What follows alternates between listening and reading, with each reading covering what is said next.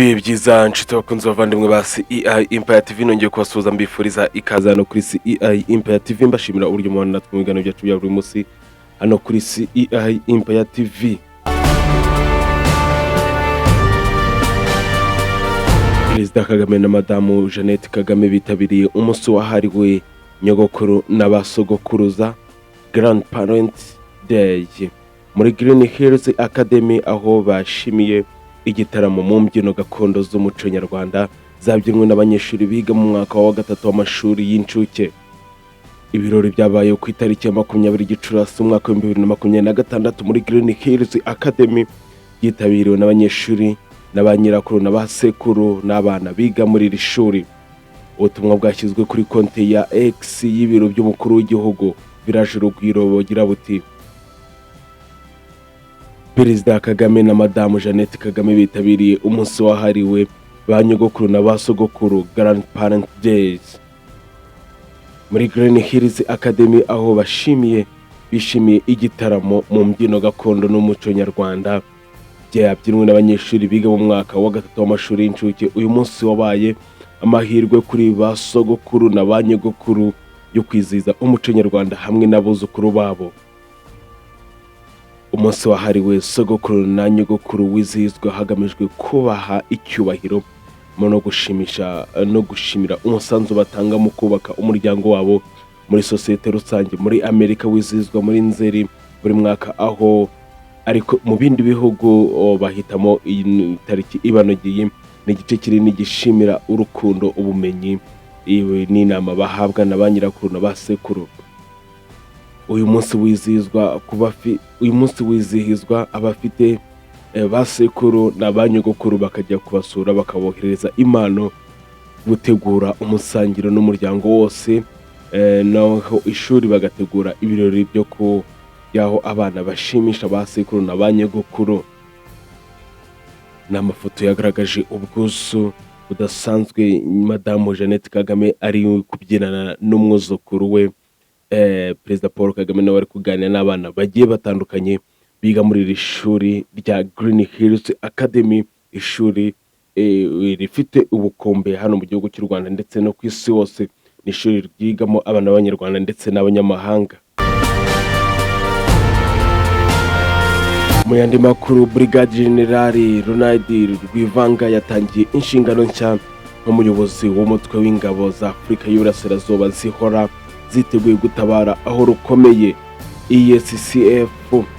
Brigade General Ronald Rwivanga wari umuvugizi w'ingabo z'u Rwanda kuva mu 2020 asimbuye umunyakenya Brigade General Paul Kahuriyanjema usoje manda y'imyaka 3.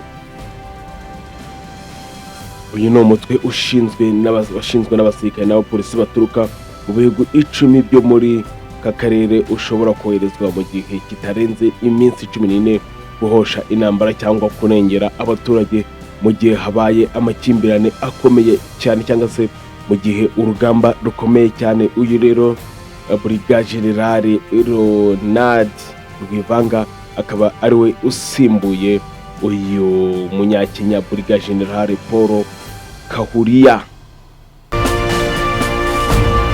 Mu yindi nkuru kandi, u Rwanda rwakajije ingamba ku mipaka n'ahandi mu gukumira indwara cyangwa se icyorezo cya Ebola. Kuva icyorezo cya Ebola cyagaragara muri RDC, u Rwanda rwafashe ingamba zikomeye guhera ku mupaka wabo bafunga umupaka. Kugeza ubu nta muntu uragaragara mu Rwanda urwaye Ebola, ntawe nurakekwaho iyi ndwara cyangwa ibimenyetso byayo. Imipaka y'igihugu nayo ikaba nyabagendwa, ariko hashyizweho ingamba zo gukumira ko hagira uwinjira muri iki gihugu afite iki cyorezo. Umuvugizi wungirije wa guverinoma y'u Rwanda Uwera Jean Maurice yatangaje ko u Rwanda rwakajije ingamba zo gukumira icyorezo cya Ebola kuri iki zakajije ingamba z'icyorezo cya Ebola kiri kuvuza ubuhuha muri Repubulika ya Demokarasi ya Kongo cyangwa DRC cyakwinjira mu gihugu cy'u Rwanda. Mu mpera z'icyumweru gishize nibwo cyatangajwe ko mu ntara ya Ituri habonetse umurwayi wa Ebola Ebola imaze guhitana abarenga 130. Iyi virusi ya Ebola ikabizwi nka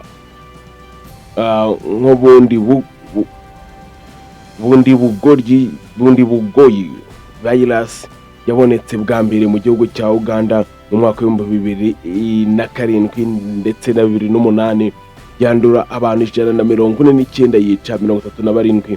Mu mwaka wa 2012 yagaragaye muri DRC Congo mu gace ka Isiro, yandurwa n'abantu 57 yica 29. Nyuma yuko inzego z'ubuzima za Igoma zitangaje ko hagaragaye umurwayi wa Ebola, u Rwanda narwo rwahise rukaza ingamba zigamije gukumira icyorezo cya Ebola. Ku wa 17 Gicurasi umwaka wa 2026 habaye inama yahuje abayobozi bo ku rwego rw'intara RBC, akarere ka Rubavu, ibitaro n'abayobozi b'imirenge ikora ku mipaka. Muri iyo nama hafashwe umwanzuro wo gukaza ingamba ku mipaka, yemewe guhagarika burundu abaturage banyura mu nzira zitemewe, gukora ubukarabiro bwose bwo ku mipaka kugira ngo abinjiye mu gihugu bajye babanza kwisukura intoki zabo. Hari kandi gufungura command post ifasha mu gukurikiranira hafi icyorezo, hashyirwaho irondo rigenzura umupaka ku manywa na nijoro n'ibindi bigiye bitandukanye. Muri iyo nama kandi hamejwe no gushyiraho abaganga basuzuma ku mipaka yose kugira ngo hatangira uwinjira mu gihugu afite iki cyorezo cyangwa ibimenyetso byacyo.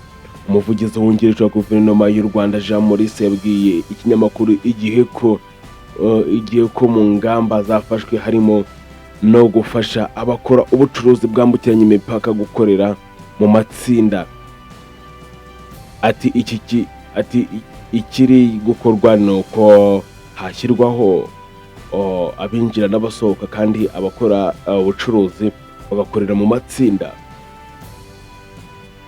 Yakomeje ati abambuka ubucuruzi bari gukorera mu matsinda basanzwe bahuriramo mu gihe by'ibyorezo tuba tubafitiye ibihe, ntabwo ari ubwo bwa mbere tubinyuzemo kugira ngo hirindwe iki cyorezo cya Ebola. Iki cyorezo rero kuva cyatangira cyangwa se cyavuka muri Afrika ntabwo na rimwe cyagira mu gihugu cy'u Rwanda cyangwa se ngo n'ibimenyetso byacyo bigere mu gihugu cy'u Rwanda, bigaragaza ko u Rwanda rufite ubwirinzi mu buryo bwo aribwo bwose kandi bwiteguye guhangana n'iki cyorezo mu gihe cyose cyagira mu Rwanda. Abaturarwanda bose barasabwa gukaraba intoki kandi bagasabwa gusukura mu byo bakoresha ibyo aribyo byose, kandi ku maduka aho bacururiza ndetse n'ahagerwa n'abantu benshi barasabwa gushyiraho za kandagira ukarabe cyangwa se indi miti yica udukoko twandura cyangwa dushobora guteza indwara ya Ebola, isuku ihagije kugira ngo hirindwe iki cyorezo cya Ebola. Reka dusubire mu makuru yacu agiye atandukanye hano kuri Empire TV. Ciao ciao.